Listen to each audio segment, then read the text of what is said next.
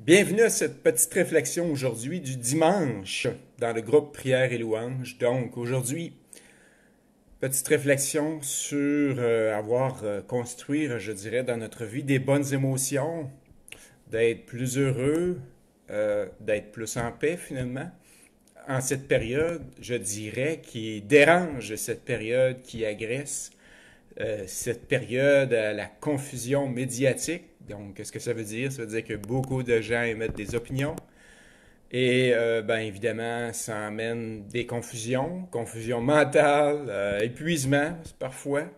Donc, ça prend quelque chose de supérieur et, ben pour moi, évidemment, le fait d'être chrétien, le fait de croire en Dieu, en ce créateur, donc ce créateur qui veut tout simplement nous aider. Par contre, il ne peut rien faire si le cœur n'est pas ouvert.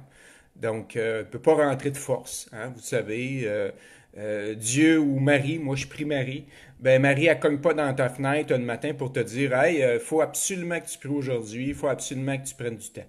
Non, ça vient dans un élan de cœur. Et évidemment, on a des circonstances dans notre vie qui peut nous amener à une conversion. Donc, une conversion, qu'est-ce que ça veut dire? À l'ouverture du cœur envers les choses célestes. Évidemment, dans un corps humain imparfait, dans un être imparfait, qui parfois, humblement, j'ai des mauvaises émotions, ça arrive dans la journée, ma vie n'est pas parfaite, j'ai pas toujours des bonnes pensées, mais le fait de vouloir désirer améliorer sa vie, devenir une meilleure personne, donc qu'on soit riche, qu'on soit pauvre, ça touche tout le monde finalement de devenir une meilleure personne. Donc aujourd'hui, je voudrais tout simplement prier avec vous. Vingt, je vous salue Marie. En première petite partie, je dirais, je vais vous parler du mot merci, de mettre le mot merci, donc de décortiquer le mot merci, qu'est-ce que ça veut dire.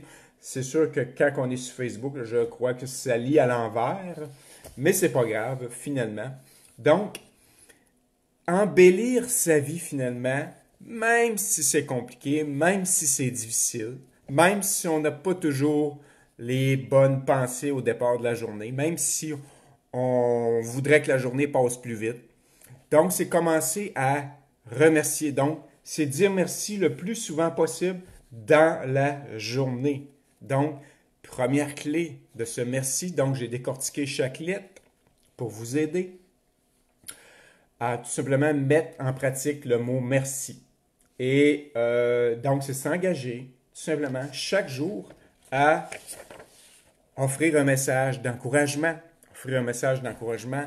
aux gens chaque jour. Je remettrai tout simplement les photos sur le groupe, donc vous pourrez revoir tout simplement le texte des feuilles, tout simplement à son naturel. Donc, je ne trafiquerai pas rien, je vais reprendre juste ce que j'ai fait. Et tout simplement pour aider les gens à aller vers ce merci. Dans le deuxième, dans la deuxième, je dirais la deuxième lettre du mot merci, vous avez l'énergie. Donc, qu'est-ce que ça veut dire? L'énergie, ben, ça prend de l'énergie pour vivre. Et dans le mot merci, vous avez E pour énergie. Donc, ça veut dire énergie, tout simplement de faire un peu d'exercice chaque jour, de balancer sa vie, d'équilibrer sa vie. Et ça peut être d'aller marcher, ça peut être d'aller courir, trouver une façon de bouger, trouver une façon d'être en action. Tout simplement pour générer, parce que c'est l'énergie, vous savez, c'est l'énergie qui fait qu'on a des meilleures émotions. Les émotions, c'est d'avoir à 80% du temps des émotions de paix intérieure, de joie. Et si vous êtes dans un milieu émotionnel, retirez-vous pour aller chercher des bonnes émotions intérieures. Donc, ça peut être d'aller prendre une marche seul, ça peut être d'aller prier seul dans votre chambre. Donc, trouvez un moment dans la journée pour vous retirer. Et ça, à ce moment-là, vous pouvez pratiquer, si vous voulez, selon vos croyances, vous pouvez pratiquer de la méditation, vous pouvez pratiquer la prière à Marie. Pour moi, c'est une façon, le chapelet pour moi est une façon de méditer que j'ai appris l'an dernier. Avant la pandémie, je me suis converti finalement au message que Marie parle depuis 40 ans finalement et que beaucoup de gens malheureusement délaissent. Par contre, elle dit la vérité, elle dit qu'est-ce qu'il faut faire. Il faut simplement obéir de façon positive au message céleste. Ces messages-là sont inspirants pour changer son intérieur, aller vers la meilleure version de soi-même, faire une différence dans ce monde. C'est ça, au final, d'avoir ces bonnes émotions. C'est votre être au complet, finalement, qui va vers le meilleur. Vous savez, c'est de prendre une décision. La décision de construire un meilleur monde, malgré la situation. Moi, je mets toujours ça au pire. Vous savez, la Terre serait rendue un désert ardent et brûlant avec une météorite qui s'en vient pour tout défaire. Et moi, je vais continuer de croire à un monde meilleur, malgré les circonstances.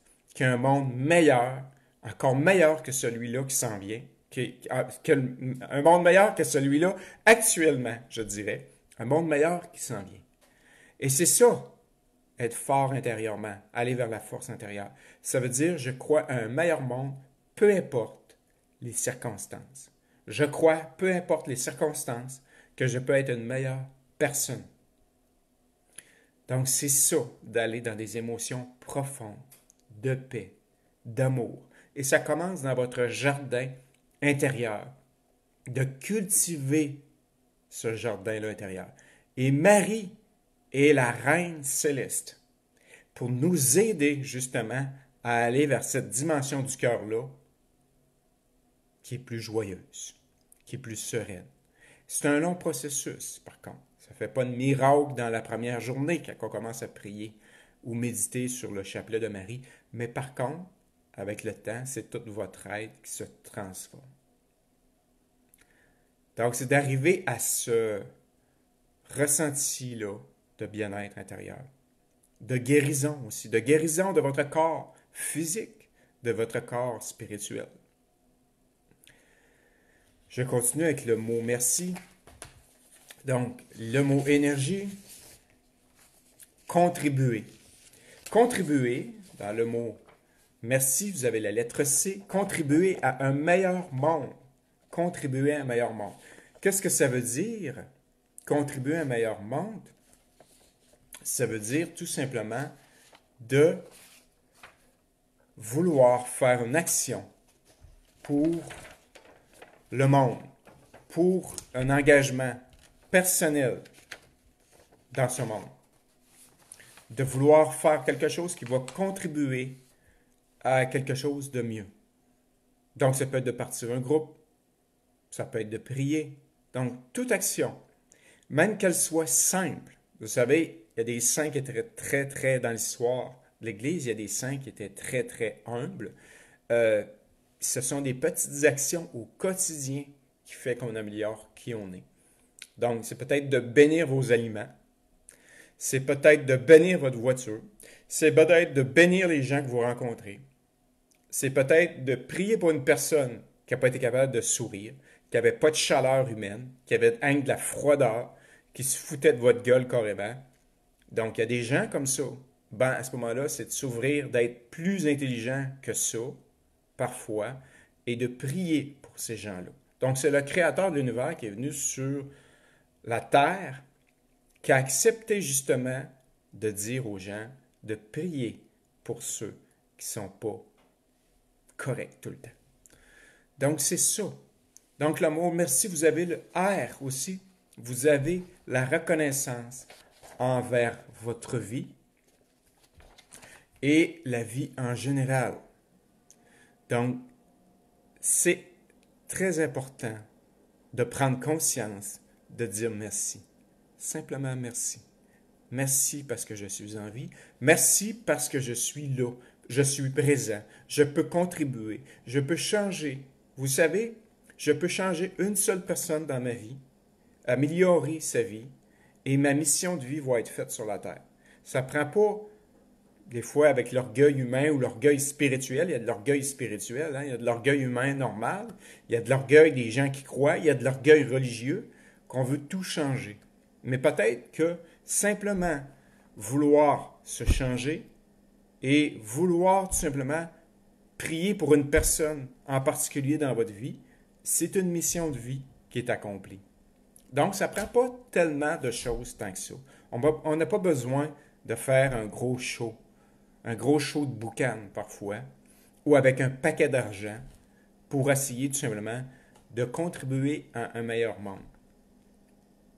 La dernière lettre du mot merci, c'est I, c'est l'implication, l'imagination. Donc, l'imagination, imaginer quelque chose de plus beau. Embellir, finalement. Un peu comme ce matin, j'ai mis des petits stickers de Noël, vous savez. Donc, d'embellir sa vie en quelque part. Ça peut être peut-être de mettre des fleurs dans votre appartement, dans votre maison. Donc, d'embellir, de mettre de la beauté dans votre vie. C'est gratuit, c'est gratuit. Donc, vous voyez, c'est enfantin, mon affaire, un petit peu. Mais c'est ça, il faut redécouvrir cet enfant-là intérieur qu'on a oublié, cet enfant-là intérieur qu'on a mis de côté par la publicité, par les médias, par toutes sortes de publicités à la télévision, sur Internet, sur Instagram. On a peut-être oublié d'être nous-mêmes, d'être un enfant intérieur qui est heureux, d'être un enfant qui a de l'imagination. Retourner à ce bonheur-là, à cette humilité-là, et pas dépendre de toutes sortes de choses. Vous savez, la vraie liberté, c'est quand je dépends de rien, finalement, que je dépends de mon Créateur. J'ai une communication d'amour avec mon Créateur en permanence. Et c'est ça. Nous sommes, je dirais, attirés vers ça. Nous sommes inspirés. Nous sommes en quête de ce Créateur-là toute notre vie, d'avoir une relation avec lui. Vous savez, la semaine passée, je suis allé à Basilique, au sanctuaire, à Saint-Anne-de-Beaupré. Donc, je vous l'ai dit, je reprends les habitudes de mes grands-parents et je suis très fier d'avoir repris les habitudes de mes grands-parents, de s'arrêter, par exemple, le dimanche. Mais vous pouvez vous arrêter le lundi parce que vous travaillez. Vous êtes peut-être dans le milieu de la santé, peut-être le dimanche, mais vous pouvez prendre une journée de retrait, une journée méditative, une journée complète où ce que vous faites rien. Et c'est une loi divine qui a été inspirée par Dieu lui-même de s'arrêter une journée par semaine. Donc, sur ça, je vais tout simplement prier mon chapelet et je vous invite à trouver une façon chaque jour de faire 10 grains de chapelet. Et les évangéliques, les mormons, toutes les autres croyances religieuses, vous savez, vous pouvez prier Marie. Vous n'irez pas en enfer pour ça, là. Je vous le dis, là. C'est pas dangereux de prier Marie. Ça va même vous aider. Donc, allez voir sur le groupe les 15 promesses si vous ne me croyez pas. Et si vous ne me croyez pas, recherchez, faites des recherches sur Internet et demandez les miracles de Marie ou qu'est-ce qui s'est passé que les gens qui croyaient en Marie.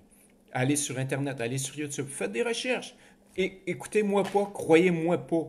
Croyez-moi pas. Faites vos propres recherches. Vous allez vous convaincre finalement que prier Marie, c'est pas perdu parce que vous priez, vous méditez la vie du Christ sur la terre. Donc aujourd'hui, ces 10-là, c'est pour les gens qui manquent de courage. Peut-être de courage à exprimer leur foi, à exprimer leur valeur de jeunesse, leur valeur de leurs grands-parents. Parce que parfois, ils ont été blessés, ils ont eu une difficulté, ils ont eu une difficulté avec la religion catholique, parce que moi, je suis catholique. Ils ont débarqué, c'est correct, mais il n'y a rien qui vous empêche de réembarquer à votre façon, à votre rythme, sans être influencé. Tout simplement. Soyez confiants, ayez confiance en vous. Prenez vos décisions qui viennent de votre intérieur, dans votre cœur. Vous savez, la relation avec Dieu, c'est une relation intime. Et c'est pas parce qu'il y a un groupe d'individus ou il y a un groupe de personnes qui croient à d'autres choses que vous êtes obligé de faire comme eux autres, de croire en ce qu'ils vous disent, de bouffer, de manger ce qu'ils vous disent comme la vérité. La vérité, vous allez la trouver. Chacun est identique. Chaque personne est différente. Et c'est dans cette différence-là que vous allez trouver peut-être votre mission de vie, votre raison de vivre, votre raison d'être, votre raison de parler, votre raison d'agir, votre courage, votre audace, votre foi pour l'exprimer sans crainte. Et c'est ça que Dieu nous appelle justement à exprimer sa foi, arrêter d'avoir peur, d'être courageux, d'avoir peur de tout. Vous savez, de ce temps-ci, le plus grand danger qui menace, c'est peut-être pas la maladie. C'est la peur. Les gens vivent dans la peur. La peur, vous savez, c'est invisible, mais ça fait des ravages. Ça fait des ravages dans le sens que vous prenez plus action. Vous avez peur de qui vous êtes. Vous avez peur de parler. Vous avez peut-être peur d'agir.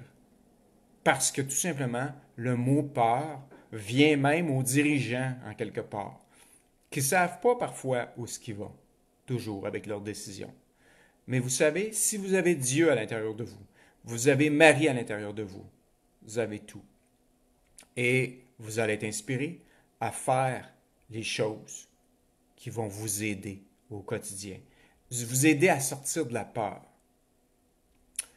Je vous salue Marie, pleine de grâce. Le Seigneur est avec vous.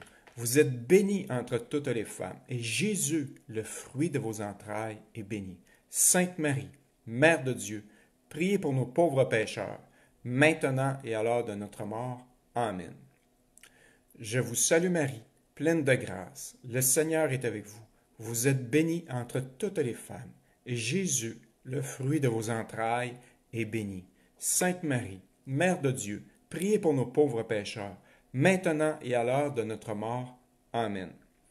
Je vous salue Marie, pleine de grâce. Le Seigneur est avec vous.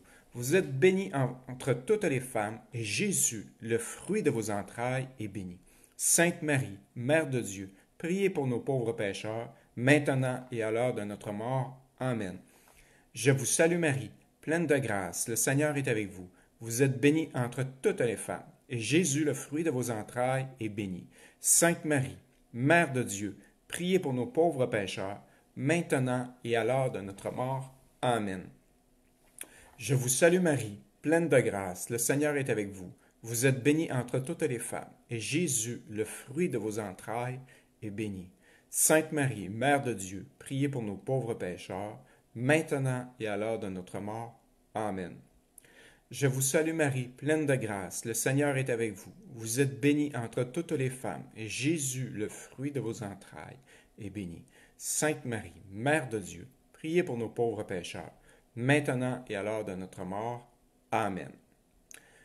Je vous salue Marie, pleine de grâce, le Seigneur est avec vous. Vous êtes bénie entre toutes les femmes, et Jésus, le fruit de vos entrailles, est béni. Sainte Marie, Mère de Dieu, priez pour nos pauvres pécheurs, maintenant et à l'heure de notre mort. Amen. Je vous salue Marie, pleine de grâce, le Seigneur est avec vous. Vous êtes bénie entre toutes les femmes, et Jésus, le fruit de vos entrailles, est béni.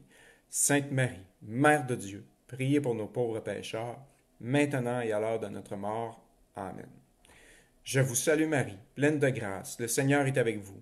Vous êtes bénie entre toutes les femmes, et Jésus, le fruit de vos entrailles, est béni.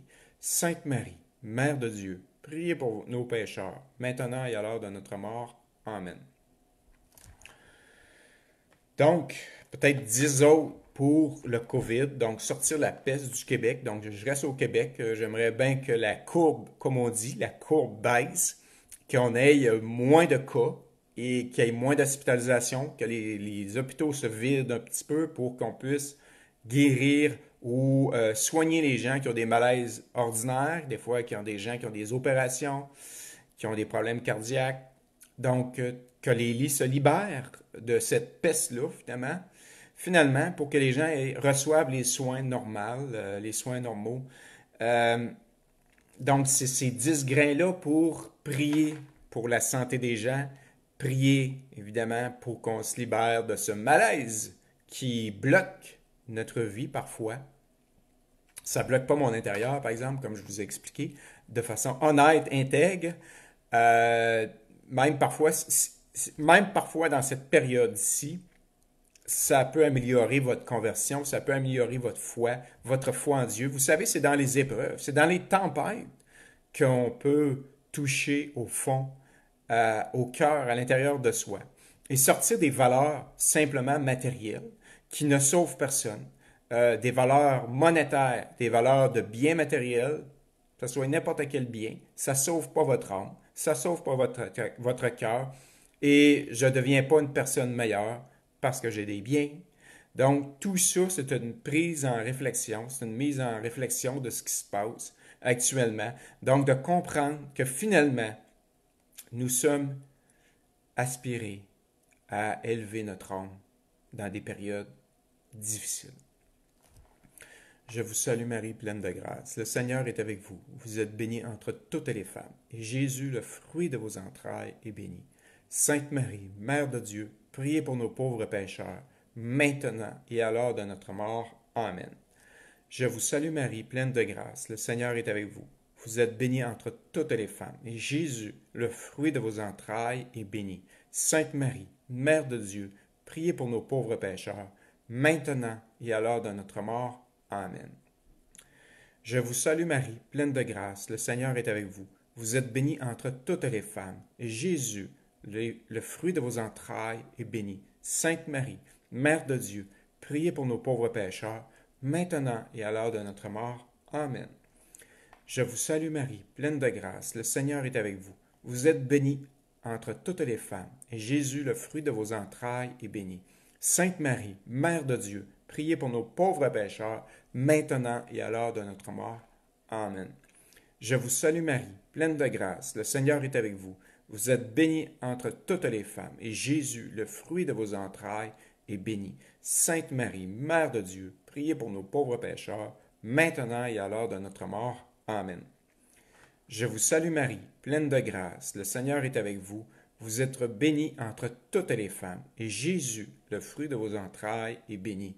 Sainte Marie, Mère de Dieu, priez pour nos pauvres pécheurs, maintenant et à l'heure de notre mort. Amen. Je vous salue Marie, pleine de grâce, le Seigneur est avec vous. Vous êtes bénie entre toutes les femmes, et Jésus, le fruit de vos entrailles, est béni. Sainte Marie, Mère de Dieu, priez pour nos pauvres pécheurs, maintenant et à l'heure de notre mort. Amen. Je vous salue Marie, pleine de grâce, le Seigneur est avec vous.